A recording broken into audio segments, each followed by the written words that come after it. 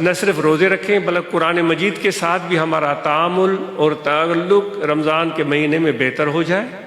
اور ہم کوشش کریں جتنی بھی برانچز ہیں وہ ایسا سلسلہ شروع کریں جو ہمارے بھائی قرآن مجید نہیں پڑھے ہوئے ہیں وہ قرآن مجید کی تعلیم حاصل کریں، وہ پڑھیں۔ جو ہمارے بھائی قرآن مجید پڑھ چکے ہیں ان کو ایسے مواقع فراہم کیے جائیں کہ وہ قرآن مجید کے تلفظ کو درست کر سکیں، وہ حروف کی ادائیگی کو بہتر کر سکیں۔ کوئی بہت بڑی لحن اور تجوید کی بات نہیں ہو رہی، بنیادی باتوں کی بات کی جا رہی ہے، تو ان کے لیے تھوڑی سی محنت، تھوڑا سا توجہ، تھوڑی سی کوشش چاہیے۔ اگر برانچز یہ بھی چیز رمضان المبارک میں کر کے دکھاتی ہیں اور یہ رپورٹ سناتی ہیں